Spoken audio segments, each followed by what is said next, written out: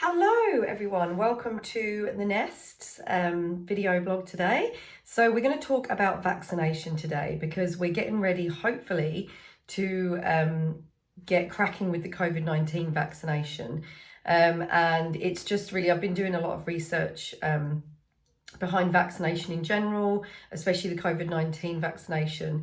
And I just wanted to highlight some really important results because I know as time has gone on, unfortunately, the vaccination rates have dropped a little, especially in areas like where I live in Sydney. So I just want people to be fully informed, and obviously everyone can make up their own mind about what they're going to have and what they're going to give their children. But I just want to make sure that that is an actual informed choice. And it's informed from the right channels. So just know that everything we tell you at the Nest is researched and it's backed with clinical trials, and there's never any guesswork. So I've got some notes here as well. So if you see me looking to the side, I want to make sure that we don't miss anything today. So basically vaccination, it's a substance that helps protect against certain diseases, and vaccination can help protect against so many diseases. You know, we've got the common ones, you know, the diphtheria, tetanus, polio, meningococcal, all sorts of things that are given, which used to be diseases that would wipe out hundreds of thousands of children. You know, infant mortality rates and the death rates in children in decades gone by, you know, like 100 years ago was just huge compared to where we're at now, where basically immunization or vaccination, whatever you want to call it, is the single most cost-effective way, or most cost-effective health promotion, you know, health initiative known to man. Because if you think about how much it costs to have, you know, earlier in the week I spoke about the 6-week-old baby that I had to resuscitate 16 times in one shift because she had whooping cough. And she had whooping cough through no fault of her own or her family. She was too young to yet receive a vaccination. So she contracted whooping cough from a friend of the family who wasn't covered. And what whooping cough does in a young child often is they don't cough necessarily, but they just stop breathing. They just can't, you know, they're affected to the point where they'll stop breathing. It doesn't always sound like a cough. It can look very different. It's a dreadful thing to have. And we spent the whole shift basically resuscitating this poor child because she contracted a preventable disease.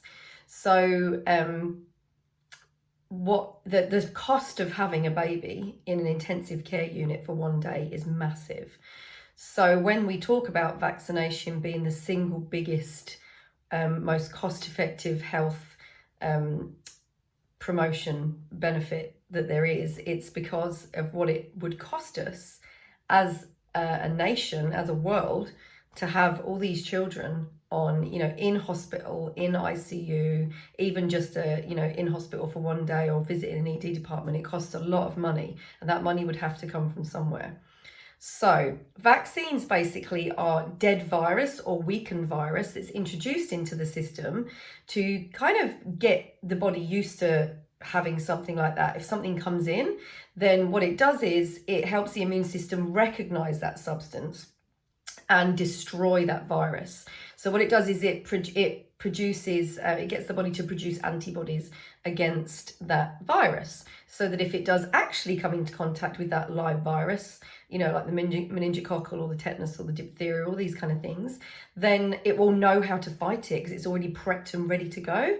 So that's what happens. And immunization doesn't just protect your child. So it protects the community around them. Because if you think about, if lots of people are immunized and you have this virus and you've got these 10 people immunized and the virus in the middle, and one of these people, so we've got 9 people immunized and one of these people is not immunized, then the virus is going to be bouncing about, trying to find something to latch onto, trying to find a vector, finding someone that it can actually get into and breed, because that's what these viruses want to do.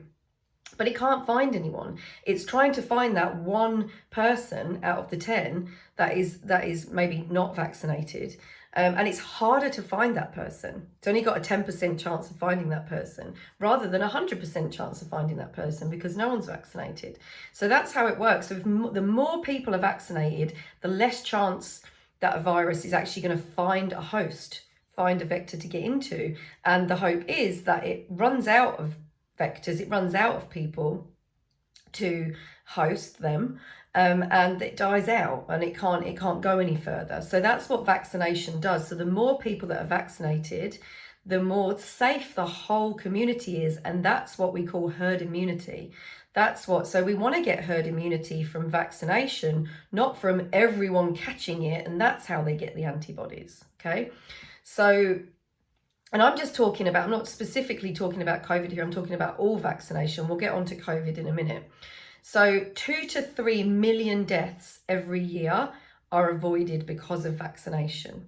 And when, the World Health Organization, they have heaps of information about vaccination, and vaccination is just amazing. Like, what it does is just incredible, the lives that are saved. And if we could optimize vaccination to the point where all children had access to vaccines, it was the best that it could possibly be in this world of what we already have.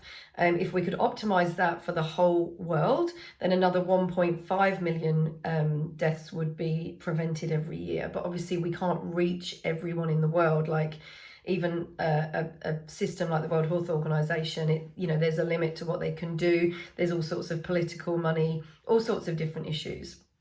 So it is the most successful and cost-effective health intervention there is. Hands down, there is nothing else as effective as that. So let's go on to the COVID-19 vaccine. So I'm really excited about that, not only because I've got family in the UK that I really want to see sooner rather than later. So I think the COVID-19 vaccine is going to be a really good thing. So I obviously work with immunology people, so people who are very, very clever in the immunology world, because that's kind of what my speciality is in now. And although my speciality specifically is allergy, that comes under the immunology umbrella.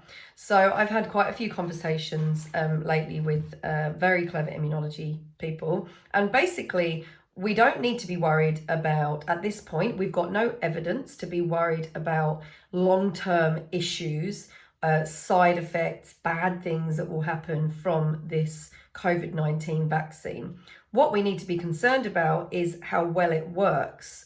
So how efficient is it? Is it just going to be for 1 year? Is it going to be a lifetime? So that's what we need to concern ourselves with, not that we're going to give our child this vaccination, they're going to have all these horrific side effects. Lots of the ingredients in this vaccine have been used already in heaps of other vaccines. So it's not completely different. These things are tested. So most of the ingredients in these vaccines will have already been tested really well. So we don't need to be too concerned. There's no evidence for us to show at the moment that we need to be worried about side effects of these vaccines.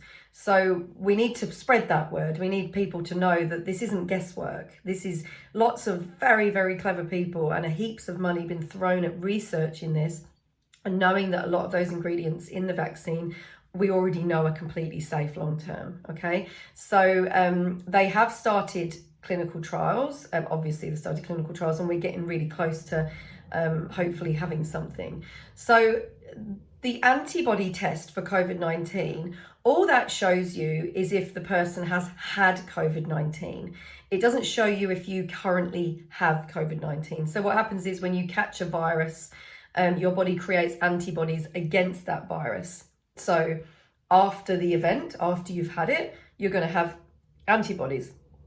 So if you hear about antibodies, then that's what people mean. It basically shows you that you've already had it. What we don't specifically know yet is that if you can catch it again. So that is, that's still yet to come, but we do have some evidence about that. So Pfizer, which is a drug company, have started doing clinical trials in children from 12 up. So that's really good, because obviously they start clinical trials in adults and then they sort of tailed down, because obviously children's immune systems are very different to adults, as have shown with COVID-19, because they've dealt really well with it. But they started in adults, but now actually they've started the clinical trials in 12 and up. So that's really, really good. That's really promising. You know, we have to test all the age groups. But if we can get the older generation vaccinated first, great. Like as soon as we can get people vaccinated, the better. To me, it doesn't matter what age group. Like, we just want to get some people, you know, get as many people as we can vaccinated, and we've got to start somewhere, you know. So we can't authorise a vaccine in children until it's been tested in children. So that's why we're now testing in children, and why rarely a vaccine would start being tested in children first. We normally would test in adults first. Their immune system is just more established, you know. So we have the COVID vaccine already tested in adults, and we know that at this point that is very safe. So that's really good. However, we don't want to rely on just adults getting vaccinated. However, we don't just want to rely on adults getting vaccinated, because that won't, if no children are vaccinated and only adults are vaccinated, that we're not going to get that desired effect. As soon as all those children go to school, we know that children are vectors and children pass viruses a lot. So COVID-19 is no different. So we do need children to be vaccinated as well. And also, the death rates in COVID in children, although they've been low, they are still equal to the death rates of children with the flu. So we really need to make sure our children are still you know, protected. We don't want to take that chance. We wouldn't take that chance with the flu. Most people get their children vaccinated with flu. So we want to make sure that they are vaccinated, and then we can truly, once a community is vaccinated, like I said, that virus has nowhere to go. So it dies out. And it's very difficult for it to come back because everyone has that immunity. So I think that's everything for today when it comes to the COVID-19 vaccination. Please just make sure that you are getting your information from places that is accurate, published, actual data.